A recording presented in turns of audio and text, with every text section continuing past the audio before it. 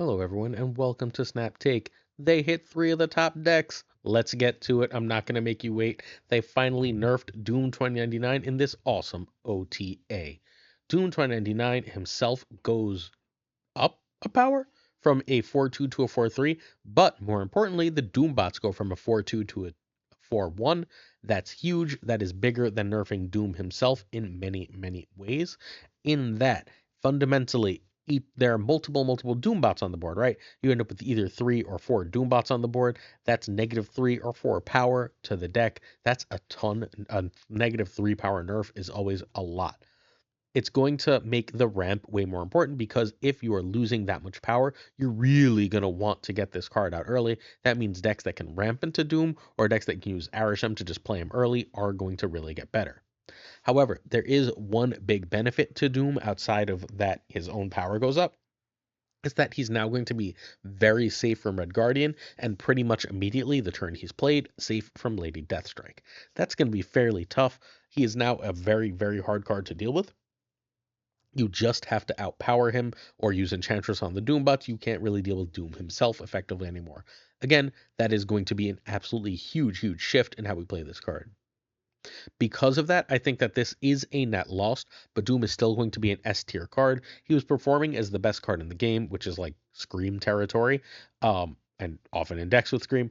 I think this is going to knock him down back to the pack of among the best cards and no longer pretty clearly like among the very, very top win rate cards all along the different sections of the game, right? He's worse in High Infinite than he is in the general like pre-infinite land, but like I think this is going to knock him back so other decks are closer to him, but I still think he's going to be one of Marvel Snap's very best cards, one of the cards you should buy soonest in the game if you have the opportunity to do so. This is a good example of a deck for Doctor Doom 2099. This one is the Captain Latveria list. I decided to feature it today. Because we featured it earlier this week. It turns out a lot of the cards that they nerfed are cards we featured decks for earlier this week. Looks like we're doing something right here, friends. But in this case, Doom 2099 teams up with the current season pass card, Sam Wilson, Captain America. The reason I like this version, even though it only runs one ramp, Psylocke, not Zabu, although we can talk about adding Zabu at this point, right?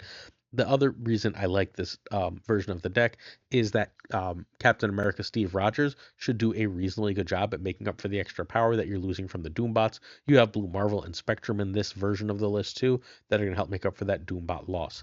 Is this going to be the best version of the deck? I don't know. It's amazing in Scream decks, it's amazing in Surtur decks, right? And it's amazing in Arishem decks. All four of those are four of the top 10 decks if you count them as different decks in Marvel Snap, right?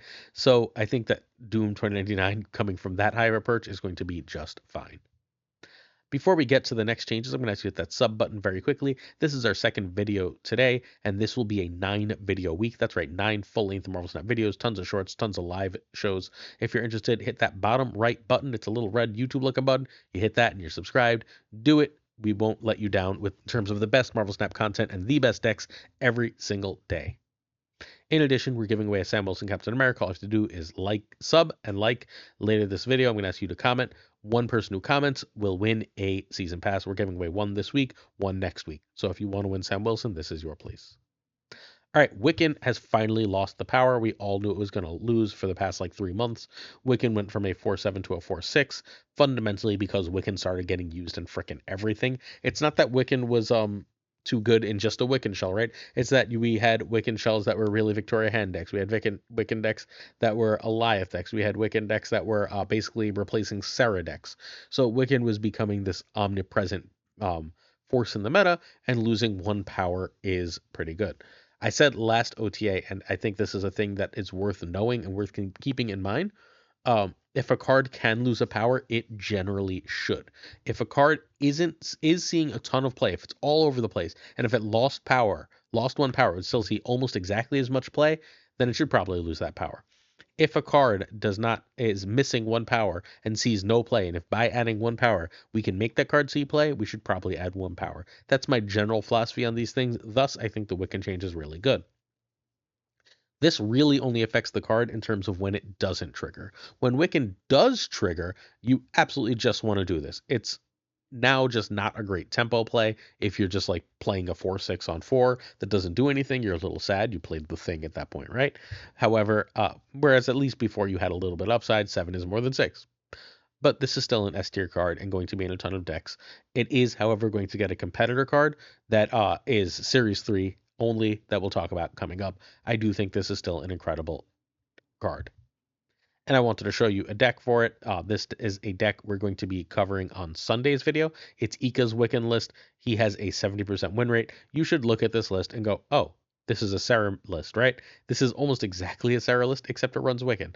That's sort of the problem with the card, and that's why I decided to show this one. But again, Ika has a 70% win rate. I don't think knocking one power off Wiccan is going to do more than take a point or two off that crazy, crazy win rate. Also, keep an eye on that Mobius. It's going to be important later. Next up, we have Surtur. Surtur got a really weird redesign. The first of his kind in Marvel Snap. He goes back from a 3/4 to a 3/5. So again, you're probably like Doom going, wait, a buff? Well, he's now got a trigger limit of twice per game. This is, in my opinion, the biggest nerf of the 3 we've talked about so far. 3 of that are meta decks that are getting hit.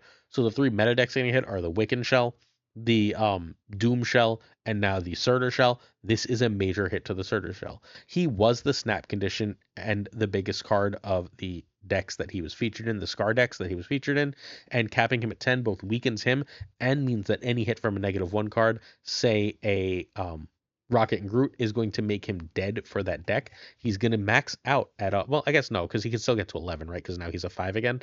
So okay, fine. So he would have to get hit twice to really, really, really suffer for this. I do think that this is way worse though, because he was almost always a 313, sometimes a 316 in those lists. Taking him down to a max of 310 means that he's just another card here, and we're getting another 310. I think he goes from an S tier to an A tier immediately. I still think this is a great deck, but I think this is a significantly worse deck. I do think he's going to be back to S next month when Starbrand comes out. Starbrand is a 310 that gives +3 to 2 other locations. I think that when you combine these two cards, you end up just fine. But for the time being, I do think that this is a fairly significant nerf to that deck, which just sort of had an infinite scaler as long as it could find 10 drops to play. And now that scaler being pulled back down to earth really, really, really does hurt the deck. The best version of the deck is still probably this one, in that Sam Wilson is incredible here, and that it allows you to play Cull Obsidian more freely without having to waste space with 1-drops. Now, though, it used to be if you could get Surtur out on 3, for the love of God, get Surtur out on 3, right? Now, if you've got a handful of 10s, right, you got Natuma, a Crossbones, and an Arrow. There's times when you're just gonna want to, and you played Zabu, right? So like one of those costs 3. There's times when you're just gonna want to drop the 10 and get it out of your hand, get it out of your way. Okay, that's a major change, right? Surtur was the most important card in the deck in at least close competition with Scar, and now it's a very good card. That again, huge hit to this archetype. Sunspot is the first of our changes that are just going to be sort of reverting things to how they were. Sunspot was 1/1 at a time when 1-drops were kind of terrible. There was like nothing to play, and so he became a 1/0 to pull him out of every freaking deck. I don't think that this means a whole lot now. He's still a very good card in the exact shells that run him, and those exact shells are Moon Girl and High Evolutionary. And this is a good buff to both High Evolutionary and Moon Girl decks. It's not like an amazing buff, but it's a solid buff. Having him and being able to say a 1/2 becomes a 1/3, a 1/3 becomes a 1/4, that's really, really good. I doubt he's going to be omnipresent like he was, but he's still probably a B tier card, and I'm very happy to see one of my favorite cards in Marvel and in Marvel Snap get this buff. Um, Another one that we featured, like this is like the third, fourth now of these that we featured this exact deck this week. The Actually, we might have featured this one at the end of last week. Duplicis has him in his Moon Girl doublet list. This is a perfect home for him because you pass on turn 5 to play She-Hulk, right? So now instead of a 1/5 after that, he'd be a 1/6, and 1/6 is better than 1/5. I don't know what else to tell you. You're playing Maximus to be a 2/6. A 1/6 is better than a 2/6. That's some math for you. But yeah, that's it. It's very, very simple. I think Sunspot's an excellent card, and I'm very happy for this change. Hey, don't forget tonight about around 8:30 or 9 p.m. I'll be live on stream on twitch.tv/PulseGlazer. I won't be on YouTube. I'll be recording the Snap Judgments podcast. Come check it out, hang out. We're going to go over these with some amazing guests. Told you there was a competitor for Wiccan. Sera goes from a 5/4 to a 5/5. This is huge and probably takes the card from a B to an A. And no, not because of Cerebro 5. Playing a 4 on turn 5 is just really rough, and every bit of extra power you get on that turn is extra important. This is going to take the card from B to an A, but my big problem is not right now. Right now, the meta is infested with Mobius. There is a ton of Mobius everywhere. But should Mobius recede into the background, as he had been until literally like Death and Swarms and everything else was in every freaking deck?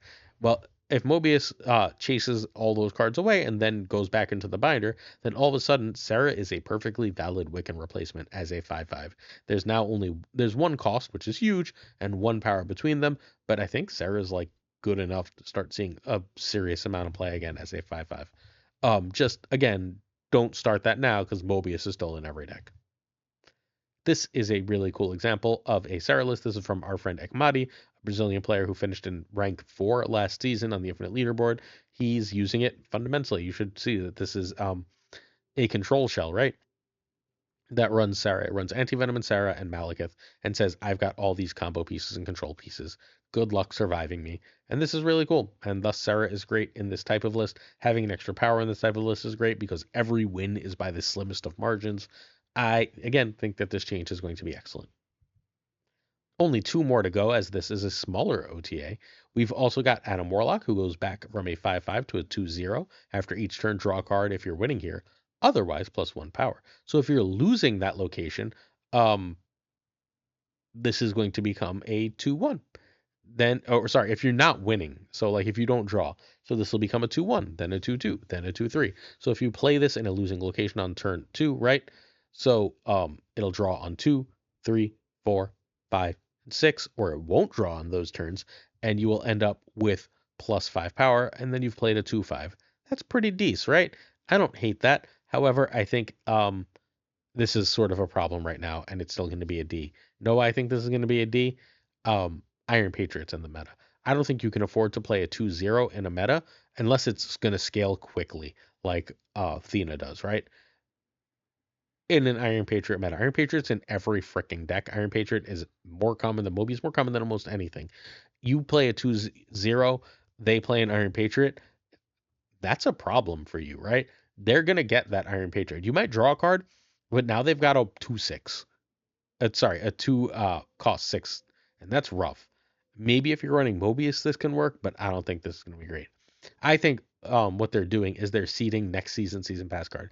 I think this is an amazing card with the upcoming Agamotto. If you're curious about Agamotto, we reviewed it on Tuesday. It is a 5/10 that shuffles 4 spells into your deck, but each of those spells just disappears after they're used. You're going to want to draw. You're not going to want to see them and nothing else, right? There's going to be games where you just draw spells and you're miserable. Well, Adam Warlock says, I've got less of a problem with that, and my downside is a 2/5, and I think that's a pretty cool place to be for this. Um, yeah, Ravona's going to be an Agamotto deck because all the spells have 0 power. So like Ravona's going to make them 1 cheaper. Ravona's going to make Adam Warlock a 1/0. And now all of a sudden we're really starting to cook, right? If we've got this as a 1/0, we might be getting somewhere, and I'm interested. It's a D for now, but in 2 weeks, I think this is probably going to shoot up to potentially a B, potentially higher. So they didn't, again, say this was for Agamotto, but this is what my day 1 Agamotto list is going to be. It's going to be this Ravona Renslayer look. If they had made him an ongoing, I like draw 1 card on, and then I can pump him to draw 2. I would be so much happier because then I could run the 4/5 that's name now escapes me in it. Moonstone 4/6 in it. I can run Moonstone over Gwenpool, but whatever. Either which way, like I think this is going to be really, really great and super powerful. I can make an Adam Warlock, draw some cards. I can use one of Agamotto's spells to turn Adam Warlock into an extra copy of Galacta whenever I'm ready. And that seems like it's probably pretty good, or an extra Captain Marvel or whatever. I can use the spells to trigger Angela and Hope and Thena as I'm drawing extra cards and making sure I always have something to do with Adam Warlock. I think that this deck is Chef's Kiss. This is where I will be starting with the card. You're going to hear me talk about this deck like 10 times in the next week. I'm very excited for this. Season Pass question. If you'd like to win a Season Pass, all you have to do is give me your OTA review. What do you think of this OTA? Tell me in the comments. Finally, we have Scorpion. Scorpion, goes from a 2/2 to a 2/3, and this is a change just to beat up on Scar. I think that this is a generally good and criminally underplayed card. I think Scorpion's probably a C plus, B minus, and no one thinks about or plays this card. As a 2/3, hopefully people think about and play this card because I've been playing this card for this past week in this Cougar deck, and I think it's really good. This deck will also get better when Diamondback comes out. This is a way to sort of seed for Diamondback a little bit. So I'm very, very excited for this combo of cards for this list. Um, he was in this list. Did I cut him? Whatever. He was in there for Shadow King for a while.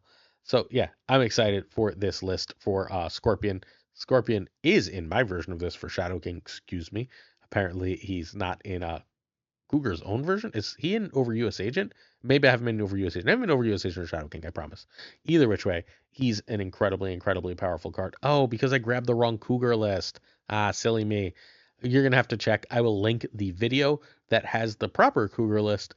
Cougar has a high evolutionary list that runs Scorpion and Ajax as a way to get them going. I think that list is going to be incredible with Scorpion. I'm so excited for Scorpion to be good. I think that this card right now is perfectly playable and generally plays for about 2/5 or 2/6 of power almost every game. If you can play a 2/5 or 2/6 without any downside, you probably should. Maybe not the Dimeback week, but hey, you should go for it. We have a Patreon. Our Patreon is patreon.com/snapjudgments. Do check it out if you're willing. Our $2 tier lets you enter tournaments. Our $10 tier gets you a shout out every video. And there's all sorts of stuff in between, including some free. I occasionally post a free early video, stuff like that, if you are interested. So please check out patreon.com/snapjudgments. Let's thank some people right after talking about this awesome OTA. We'll do a final review of the OTA after this slide, by the way. Going to thank these people relatively quickly because second video of the day, and I don't want to keep people all day, especially because I'm going to ask you to come hang out with me tonight. Thank you to Ocularis, patron of the month, Abigail Geeson, Manager Burnout, Irregardless, LAB, Inc., I Am Frostman, Hota Neverete, Thinking Poker, Prime Ryan, Ryan Burke, Ryan Wood, Garrett Lee, Corey, Kazushi, Archangel, Other Game, Black Tyler, Profros, The Goat Singer, Hollowed Nightmare, Only Fox Synth, Brad Nick, Dirty Casual, Mr. Kerfuffle, Cables, Ginger Prime, Philip Graphic, Haplo, Kenny Loggins, of the Danger Zone, The Bezo, Black Jeeps 23, Exorcist, Skippy G, Jessica Gamble, Slush Death, King of Rose, Great Kazoo, Werewolf, Kevsuda, Ludacris, Colonel Clam, Colonel Forbin, Rob Silverman, M. Holland, David G. Wingfield, Stephen, Brian Coffin, Just Nice Martin, Jason B., Mr. Craig Sterry, Matt V., Ryan Wrench, Corbin, John Q., Jimmy Q. Down, Yes Out, 8th Sage, One Big Man, Milkman for Reals, Mick Foley, Cactus Jack B. G., Quid Pro Joe, Snapchat and Doe, Models Not Supreme, Green Goblin, Unibot, Flan 56, Spectrum Mix, Hoot, MBTB Shannon, Matt H, DJ, Mikey Hijinks, No Frickin' Flex, Nick the Greek Geek, Zodrex, the King of Canada, Denman, Falcon, Father, Newman, Jonesy, Two Ties, the Great Learners, the Parking Token, of course, Gunny T, where the T stands for 2. I love this OTA. Straight up. I think this is a really, really good way to bring Doom in line. I think that Wiccan didn't need that power, and thus that's an inherently good nerf. I think that the Surtur change is huge and really brings that deck in line. And I think that bringing back a bunch of cards that used to be meta and giving them one extra power that after the game has power crept is a really healthy way to update the meta. I love this OTA. Let me know what you think in the comments, and I'll see you tomorrow for the top 10 decks in Marvel Snap. Peace.